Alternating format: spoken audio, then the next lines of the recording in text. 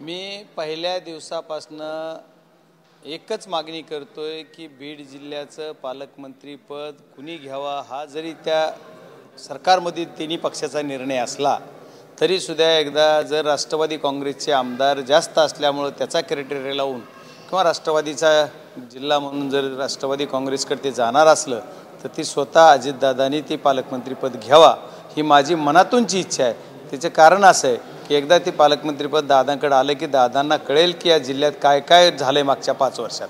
त्याच्यामुळे दादांनी जर स्वतः पालकमंत्रीपद घेतलं तर मी त्याचं कौतुकच करीन आणि त्यांचं स्वागतही करेन।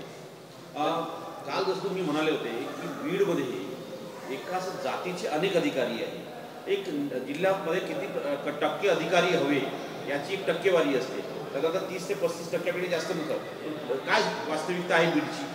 नाही, मी असं कधी आता निवडणुकीच्या नंतर असं कुठं बोललो नाही। काल मी काही बोललो नाही हा विषय, पण आपण बोलताय तर त्याचं उत्तर देणं मला क्रमप्राप्त आहे की बीड जिल्ह्यामध्येच नव्हे संबंध महाराष्ट्रामध्ये वेगळे वेगळे अधिकारी येत असतात जात असतात, पण आमच्या बीड जिल्ह्याला विशिष्ट प्रवर्गातले विशिष्ट समाजाचेच अधिकारी जास्त आहेत आणि हे विशिष्ट समाजाचे अधिकारी इथे येऊन अधिकारी असणं गैर नाही, प्रत्येकजणच काही चुकीचा असतो असं नाही आहे, पण असं बीडला का घडतंय हे माहीत नाही आणि तेच काही अधिकारी असं वागतायत, विशेषतः पोलीस यंत्रणा असेल किंवा दुसरे कुठले अधिकारी असतील, पण पोलीस यंत्रणेच्या बाबतीत जर म्हणलं तर मलईदार पदं त्यांनाच मिळतात। म्हणजे आता मलईदार कोणाला म्हणायचं तर पोलीसच्या ह्याच्यात आता भाषेत जर सगळं विचार करायचा झालं तर LCB असेल, कुठल्या एखाद्याला रेती माफिया जास्त चालवायचा आहे, कुठं काय करायचं तर अशा ठिकाणचे बरेच काही पदं त्यांना बऱ्यापैकी दिले जातात। त्याच्यामुळे ही बीड जिल्ह्याची शोकांकित आहे। एक आज पंतप्रधान नरेंद्र मोदी दिल्लीमध्ये वीर सावरकर यांच्या नावाने कॉलेज उघडत आहे, तुम्हाला काय वाटतं? नाही, आता सावरकर विषयी आपल्याला आदरच असणं, माझ्यासारख्या एका कार्यकर्त्याला आदरच असला पाहिजे आणि तो आदर मला आहे, उलट चांगली गोष्ट आहे। ह्याचा बीडचा विषय होता, महत्त्वाचा मुद्दा याचा होता की तुमची काही मागणी होती काय? तुम्ही बोलताना असं बोलली की खटला जो आहे तो बीडच्या ऐवजी दुसरीकडे बघा, सुरेश दस यांनी पण तशी मागणी केली आहे की भविष्यात खटला हा बीडच्या ऐवजी दुसरीकडे जावा। नाही, त्यांनी काय मागणी केली हे मी बघितली नाही, पण बीड जिल्ह्यातल्या संबंध जनतेचा या पोलीस यंत्रणेच्या कारकिर्दी जी मागची बघितली त्याच्यानुसार बीड जिल्ह्यातल्या सर्व जनतेला वाटतंय की इथं जी काय हा आमच्या संतोष अण्णा देशमुख यांचा मर्डर झाला याचा खटला जो आहे हा खटला बीड जिल्ह्यातच नव्हे तर महाराष्ट्राच्या बाहेर चालावा आणि त्याच्यासाठी महाराष्ट्राच्या मुख्यमंत्र्यांनी गृहमंत्र्यांनी परवानगी देऊन तो खटला खरंच पारदर्शी तुम्हाला हे करायचं आहे तर SIT जी नेमली त्याच्यातले अधिकारीसुद्धा बदला, जिल्ह्याच्या बाहेरचे घ्या आणि जिल्ह्याच्या बाहेरचे मुंबईचे कुठले तुम्हाला अधिकारी कोण चांगले ही काही मी गृहखात्याला सांगायची किंवा CMला सांगायची माझी उंची नाही आहे, पण आदरणीय CM साहेबांनी आदरणीय दोन्ही उपमुख्यमंत्री यांनी जर विचार केला तर ते चांगले अधिकारी तिथे नेमू शकतात, तर चांगले अधिकारी IAS असणाऱ्या अधिकाऱ्याची नियुक्ती करून SIT जर स्थापन केली तर बऱ्यापैकी चांगलं काम होईल आणि त्याच्यासाठी बीड जिल्ह्यातले जे काही अधिकारी घेतलेले DYSP असतील किंवा पोलीस उपनिरीक्षक असतील किंवा पोलीस निरीक्षक असेल असे जे काही पोलीस कर्मचारी असतील हे जर बाहेरचे घेतले तर ते SITसुद्धा चांगलं काम करेल ही सुद्धा माझी मागणी आणि हा खटलासुद्धा बीड जिल्ह्याच्या बाहेर नव्हे तर महाराष्ट्राच्या बाहेर चालावा आणि तो फास्ट ट्रॅकवर चालण्यासाठी असे बरेच खटले गुजरातचे खटले आपल्याकडे बरेच चालले। आता कोणतरी म्हणलं की मी कायद्याच्या पद्धतीने जर विचार केला तर तो घेता येत नाही, बजरंग सोनवणे काही मागणी करू शकतात, पण माझी काही मागणी नाही आहे।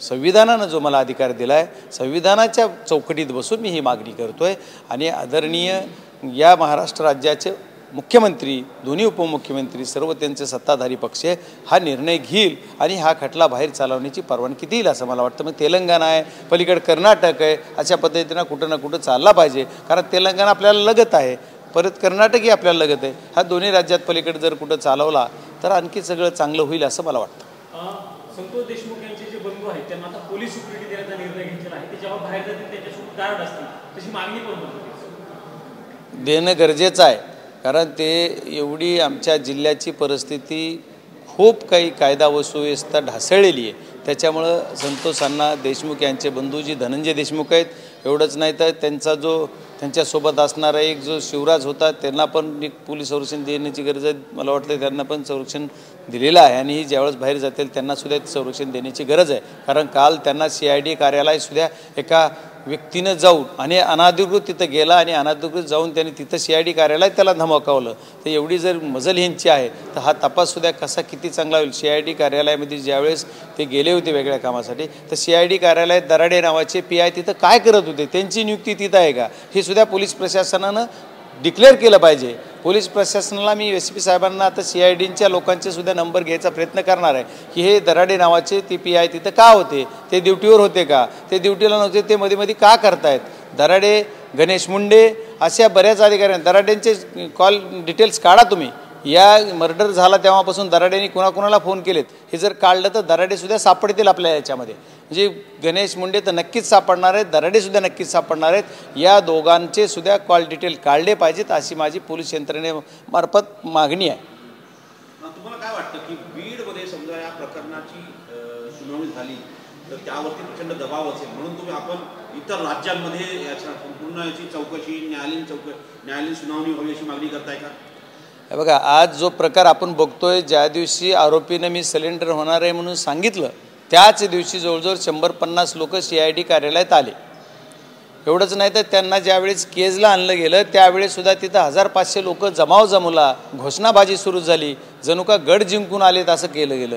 आमचा संतोष अण्णा देशमुखचा मर्डर झाला आहे, त्यांचा खून झाला आहे, त्यांना असं टॉर्चर करू मारलं आहे आणि तुम्ही इथं येऊन घोषणा द्याता हा जिंदाबाद तो जिंदाबाद, हे कितपत खरं आहे, ती कितपत योग्य आहे. त्याच्यामुळं असाच प्रकार जर न्यायालयाच्या परिसरात ही परिस्थिती होती, पोलिसांनी न्यायालयाच्या परिसरामध्ये यांच्यावर हुसकावून लावायची वेळ आली, थोडंफार काय प्रसाद द्यायची वेळ आली असेल तर दिला असेल, ते काय मला तेवढं माहीत नाही त्याचे काही, पण काही झालं असेल पण तिथून काढून घ्यावं लागले. अशी वेळ जर यांच्यावर येते तर मग आम्ही न्यायालयाच्या परिसरात जे असा धिंगाणा होतोय त्याच्यामुळं म्हणतोय की हा खटलाच तुम्ही बाहेर आणि हे आरोपी बीडच्या बाहेर ठेवा, कारण हे आरोपींना सुद्धा बीड जिल्ह्यात जर ठेवलं तुम्ही काही फायदा होणार नाही. माझ्या जे आजच्या तुमच्या सर्वांच्या दृष्टीनं मागण्या आहेत की हा खटला बीड जिल्ह्याच्या बाहेर, राज्याच्या बाहेर चालला पाहिजे आणि हे आरोपीसुद्धा तुम्ही तुमच्या चौकशीसाठी पुण्याला न्या ना, काय अडचण आहे. बीडलाच कशाला ठेवता. 14 दिवस 15 दिवस रिमांड मिळाल्यात, 9 दिवस कुणाचे मिळाले, ह्यांना सगळ्याला उचला पुण्याला. CID ऑफिसचे प्रमुख तर पुण्यातच आहेत, तर मग ही पुण्यालाच नेलं किंवा नाशिकला कुठं आणखी हरसूल जेलला जर ठेवायचं असेल, आता त्यांची काय प्रक्रिया, जेलला ठेवल्याच्या नंतर त्यांना तपासणी करता येत नसेल, CID पुण्यामध्ये करा ना. सर्वात सेफ पुणे आहे, कारण सर्वांचं पुणे म्हणजे आता माझं मत आहे, आता ही शेवट पोलिसला माहिती आहे कुठं काय करायचं, पण बीडला ठेवलं नाही पाहिजे. कशावर अहो मी पद्धतीने अगोदर लोकांना माहिती होतं, त्यांच्या कार्यकर्त्यांना माहिती होतं, मात्र CIDला माहिती होत नाही. मी बघा, आपल्या पोलीस यंत्रणा, मुंबई पोलीस असतील आपले किंवा आता राज्याचे पोलीस असतील, या पोलीस यंत्रणेवर मी विश्वास करणारा माणूस आहे. पण आजची आमच्या बीड जिल्ह्यातली जर परिस्थिती बघितली तर ती खूप भयान आहे. त्याच्यामुळं पोलीस यंत्रणेवर संशय घेण्यापेक्षा आमची अपेक्षा अशी आहे की पोलीस यंत्रणेला सर्व जनतेची भावना समजून घेऊन निपक्षपाती वृत्तीनं हा तपास केला पाहिजे.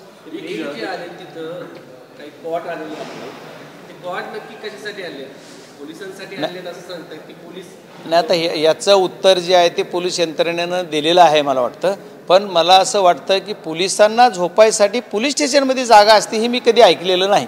जर आता नवीन नियम आदरणीय मुख्यमंत्री महोदयांनी सुद्धा निवेदन त्याच्यावर केलं आहे, मी त्याच्यावर काय बोललं पाहिजे, त्यांनी सुद्धा निवेदन असं केलं आहे की इथं पोलिसांना रेस्टच करायची नाही का, तर आपलं म्हणणं आहे की त्यांनी रेस्ट करावी, पण ड्युट्या त्यांना 8-8 घंट्याच्या असतील, 4 घंट्याच्या असतील, 12 घंट्याच्या असतील, त्यांच्या ड्युटीमध्ये त्यांनी रेस्ट कशी करावी.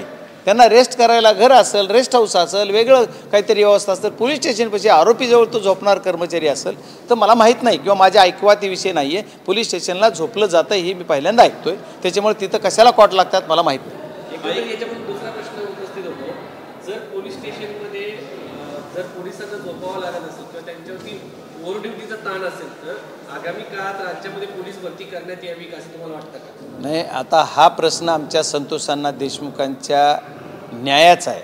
त्यांच्या मर्डर झाला त्याच्या संदर्भात त्यांना न्याय मिळवून देण्याचा आमचा सराचा आज सध्या जे चालतोय आम्ही जो मिशन आमचं ते हा राज्याची पोलीस यंत्रणा काय राज्यावर त्याच्यावर काही न बोलता माझा फोकस कशावर आहे की आमचा संतोष अण्णा देशमुख यांचा मारेकरी जेवढे आहेत तेवढे पकडले गेले पाहिजे, त्यांना फाशी झाली पाहिजे. जे ह्याचा मास्टर माइंड आहे तो त्याच्यात येऊन त्याला पण फाशी झाली पाहिजे. अजूनही तीन आरोपी फरार आहे आणि काल ज्या पद्धतीने एक खुलासा झाला की अजित पवारांच्या ताफ्यामध्ये असलेली गाडी ही वाल्मिकी कराड जो आहे त्याच्या मित्राकडे होती, ती गाडी पुण्यात होती अशी माहिती आहे. तुमच्याकडे काय काय माहिती? नाही हे बघा, मी काल पण बोलताना मला असं म्हणायचं आहे की ही जे आदरणीय दादा ज्यावेळेस 21 तारीख होती, साधारणतः 21 तारखेला तिथं आले होते, तिथं ज्या गाडीनं हा आरोपी सिलेंडर होण्यासाठी आला त्याच गाडीचा मालक तिथं होता. त्याचा फोटो मी आपल्याला दाखवतो. मी विनाकारण कुठली गोष्ट खोटी बोलत नाही आहे. तुम्हाला जर पाहिजे तर पुरावा मी देतो. तो तिथं माणूस होताच आणि तो तिथं काय चालत आला का? ज्याच्या नावावर गाडी आहे, ज्या माणसाच्या नावावर गाडी आहे तो माणूस तिथं तुमच्या ABP माझाच्या पत्रकारांनी त्याला विचारलं होतं की वा ही तुम्ही काय करताय म्हणून, म्हणजे तुम्ही इथं ह्याच गाडीनं आले का, ह्याच गाडीतून आले ते नाही म्हणत होतं. ते मी बघितलं, त्या चॅनलला मी बघितलं. तुम्ही सगळ्यांनी दाखवलं असेल, मला एका कुणाच्या चॅनलवर बोलायचं नाही, पण ही बघितलेली बातमी. आणि तोच माणूस आता आमच्या ABP माझाचे जी आमचे ही आहेत बीड जिल्ह्याचे प्रतिनिधी गोविंद शेळके यांच्या पाठीमागं तो उभा दिसतोय आणि ह्या फोटोमध्ये आहे. हे फोटो आहे माझ्याकडे. मी विनाकारण आरोप कुणावर करत नाही आहे. माझ्याकडे काही पुरावा नसला तर मी बोलत नाही आहे. मग याचा अर्थ माझा म्हणण्याचा उद्देश असा आहे की हा आरोपी जो आहे ह्याचं तिथं कोण येतंय याच्यासाठी वाच करायला होता का आदरणीय अजितदादाचा सुद्धा ह्यांना हे करायचं आहे. अजितदादाला सुद्धा अडचणीत आणण्यासाठी आरोपीला मदत करणारा माणूस इथं होता. माझा अजितदादावर आरोप नाही आहे. माझा आरोप ह्या आरोपीला सहकार्य करणाऱ्या माणसावर आहे. मी काय बोलतो का त्याचं काहीतरी बोलताना कोणतरी म्हणले की बजरंग सोनवणेला प्रसिद्धी पाहिजे, बजरंग सोनवणेला काय पाहिजे. अरे बीड जिल्ह्याच्या जनतेनं मला खासदार करून खूप मोठं प्रसिद्ध केलं आहे, त्याच्यामुळे मला प्रसिद्धी नाही पाहिजे. मला संतोष अण्णा देशमुख यांच्या मारेकऱ्याला फाशी पाहिजे ही माझी मागणी आहे.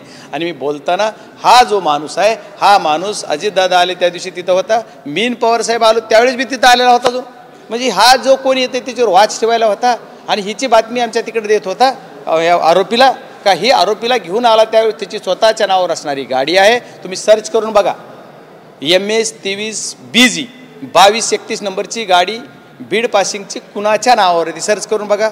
आणि तोच आरोपी, तो आरोपीला सहकार्य करणार तोच व्यक्ती तो तर मसाजोगमध्ये दादा आले त्यावेळेस होता. आता कोणी यावा कोणी नावा की दादांचा विषय थोडाच आहे. दादांना मला त्याच्यात काही बोलायचं नाही किंवा टार्गेट करायचं नाही आहे. माझा विषय एकच आहे, मी राजकारण करत नाही. आदरणीय दादांविषयी तर मला बोलायचा काही अधिकार नाही, मी बोलत नाही, मी कुणावरच नाही, आमच्या जिल्ह्यातल्या कुठल्या मंत्र्यावर बोलत नाही. माझं एकच म्हणणं आहे की आमचा संतोष अण्णा देशमुख यांचा जो मारेकरी, जे मारेकरी जे हे कटात आहेत त्यांना तुम्ही फाशी द्या, त्यांना पकडा आणि फाशी द्या. 3 आरोपी आणखी पकडलेले नाहीत ही जनतेला सांगा, हेच माझं म्हणणं आहे. ह्याच्याशिवाय दुसरं काही नाही. खूप धन्यवाद.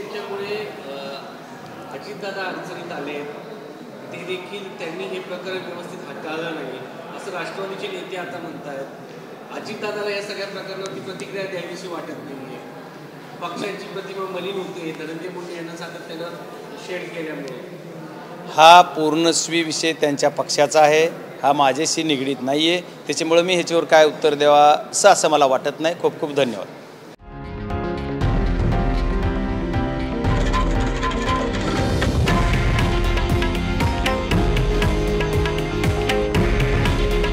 हे आहे देशातील नंबर 1 न्यूज नेटवर्क आणि आपण पाहत आहात TV9 मराठी. काळजी तुमची, हित महाराष्ट्राचं.